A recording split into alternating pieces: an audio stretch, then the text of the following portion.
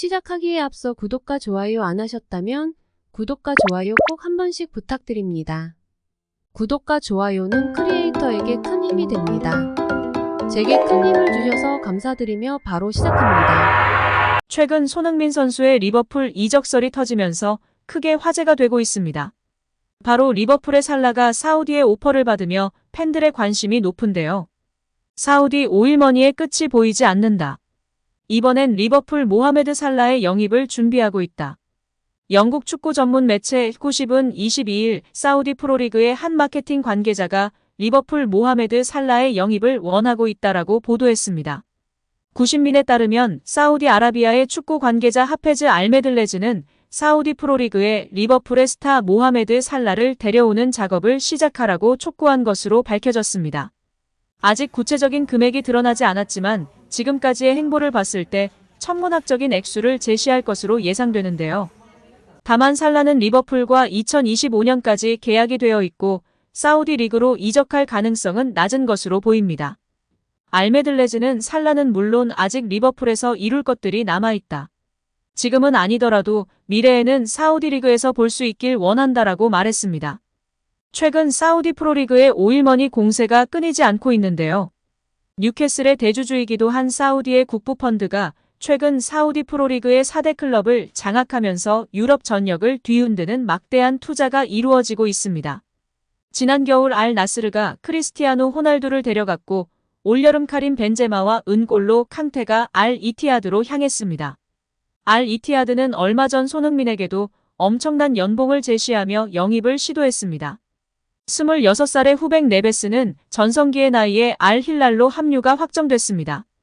현재 첼시의 하킴 지에흐와 칼리두 쿨리발리의 협상이 진행되고 있으며 이적 시장 전문가 파브리지오 로마노는 두 선수의 이적이 거의 확정적이라고 보도했습니다. 사우디 리그가 유럽의 스타 선수들을 수집하고 있는 것이나 마찬가지인데요. 살라의 이탈을 대비해 손흥민을 영입하려는 움직임이 아니냐며 팬들의 관심과 기대가 높은 상황입니다. 영국 매체 이브닝 스탠다드가 보도하였고 국내에서도 보도되며 많은 팬들이 주목하고 있는데요. 영국 매체 이브닝 스탠다드는 7일 리버풀이 손흥민을 영입하려고 움직이고 있다. 리버풀의 핵심 공격수였던 호베르투 피르미누와 재계약을 하지 않았다. 이에 따라 자연스럽게 손흥민의 자리를 만들었담라고 보도했다. 이어 피르미누가 지난 5일 사우디 프로리그의 알아흘리 구단으로 이적했다. 리버풀은 피르미누와 재계약하지 않았다. 그를 자유계약으로 보냈다. 그는 모하메드 살라, 사디오 마네과 함께 환상적인 호흡을 보여줬지만 이제 리버풀 구단은 살라만 남아있단라고 전했다. 그러면서 부이르겐 클롭 리버풀 감독이 손흥민을 영입해 살라와 손흥민을 득점 1위 듀오로 만들려고 한다. 클롭 감독이 손흥민을 영입하려는 의지가 강하다. 다니엘 레비 토트넘 회장도 이적료로 6천만 유로 약 857억 원만 제시하면 손흥민의 이적을 허용한다는 결심을 굳혔다. 이미 리버풀은 그의 이적료로 6천만 유로 준비를 끝마쳤다. 이제 손흥민의 선택만 남았담라고 말했다. 손흥민의 주 위치는 좌측 윙어이며 중앙으로 이동해 연계하거나 직접 슈팅을 가져가는 플레이를 선호한다. 상황에 따라서는 오른쪽이나 중앙 공격수, 세컨드 스트라이커 위치도 가능하다. 그의 장점은 수비 뒷공간을 파고들 수 있는 속도와 가속도, 양발을 활용한 강하고 정교한 슈팅이다.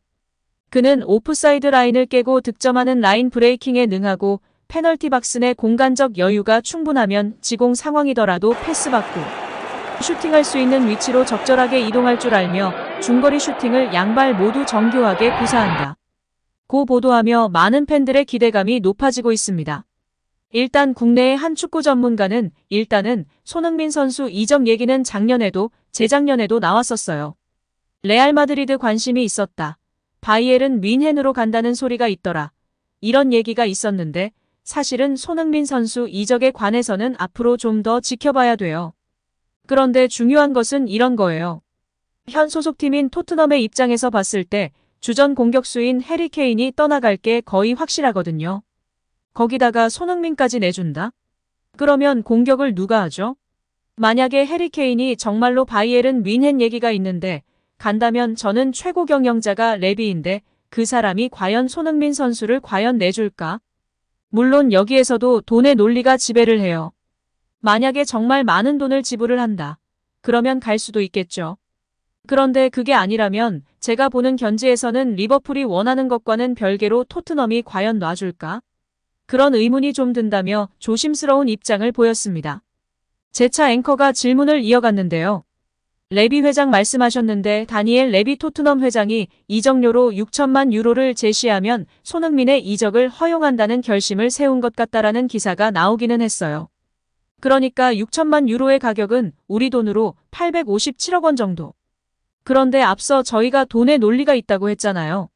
만약에 6천만 유로를 리버풀이 지불할 수만 있다면 손흥민 선수를 보낼 수도 있는 게 아닌가 싶은데 생각이 어떠신가요? 이에 대해 그는 그런데 첫째, 6천만 유로를 과연. 왜냐하면 작년에 누네스라는 선수를 6천만 유로에 영입을 했는데 작년 시즌에 별로 활약이 안 좋았어요. 그러면 그 선수는 어떻게 처리할 것인가? 여러 가지 문제가 많아요.